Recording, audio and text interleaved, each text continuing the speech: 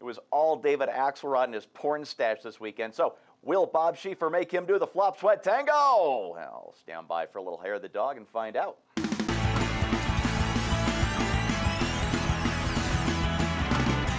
Back in 2009, and the country was losing 800,000 jobs a day, that it took years to get into this mess, and it was going to take long, persistent effort to get us out of it.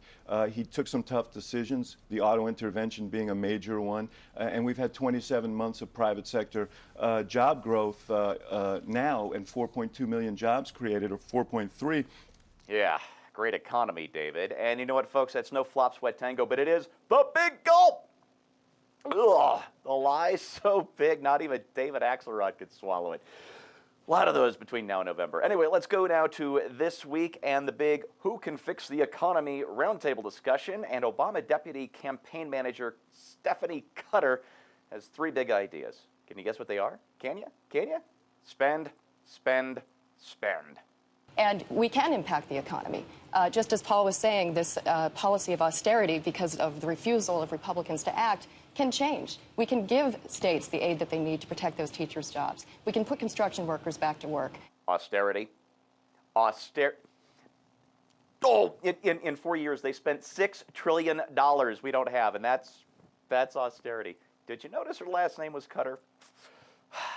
Irony. And you know what? That's enough to earn you, Stephanie Cutter, this week's Eyebrow of Total Disdain. But, you know, the best part was when George Will, this was just like a second later, when George Will asked her about the Keystone Pipeline. How about we can cut taxes. How about the Keystone Pipeline? You don't need Congress to do that. That's a fraction of the jobs that could be created by these proposals. But pretty important to those who get those jobs. And we have, you know, extended the Keystone Pipeline at different points in the country. Yeah, they approved permits in Oklahoma. The oil is up in Canada, so you got a little gap there. That's like gassing up your car with a hose that's not connected to the pump. And did you hear? You know what that was, don't you? Yeah, that was the flop sweat tango. I knew we'd see it today. Well done. On to the next show and another debate on the economy. This time we've got Deval Patrick and John Kasich. We'll start with John Kasich. In 1997, I was the architect, one of the chief architects of the balanced budget. We didn't raise taxes. In fact, we cut capital gains. We also balanced our budget, paid down the largest amount of debt in history, you know, we were running huge surpluses. And that was your vice president audition for the weekend. Nice job, Governor, but don't call Mitt.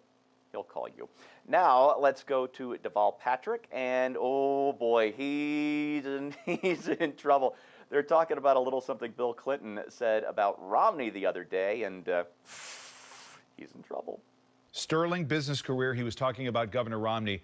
It seems to undercut one of the big arguments that the president has against Romney. Does it not? It undercuts the spin on the argument that the president has made. The president has never attacked Bain. It's not about Bain. It's never been. Bain's a fine company, and you're telling me the president agrees that Governor Romney has a sterling business career. Private equity has a role in the economy. Deval, buddy, oh no. Do you remember what they did to Cory Booker for not being mean enough to Bain Capital a couple of weeks ago? I swear we're going to get a trifecta out of this next week. Anyway, let's move on. If you missed David Axelrod getting heckled by Romney supporters, Fox News Sunday ran the clip. Nobody else did. And I warn you, what you are about to see is the worst Jack Nicholson ever. You can't handle the truth, my friend. That's the problem. You can handle the truth, you quiet down. You can't handle the truth, my friend. I can't do it. I can't do it. And did you see the big gulp there at the end? Oh man, he's in trouble. It's flop sweat time. Anyway, that was the open to the round table where everyone was talking about Obama and his lousy campaign kickoff. How bad was it? Well, here's Chip Saltzman to explain. The first week, you know, we saw a campaign that was based on hope and change. We got hip and cool, and now they seem hapless and confused. I mean, their first week, they started off to attacking Bain, and that didn't seem to work, and they quickly pivoted to attacking his time as governor. And then that got people confused. And Juan Williams was even more brutal, believe it or not. Here's his take on the president's terrible, horrible, no good, very bad week. And you know what? I think it's the greatest show on earth, but let's get Juan's take.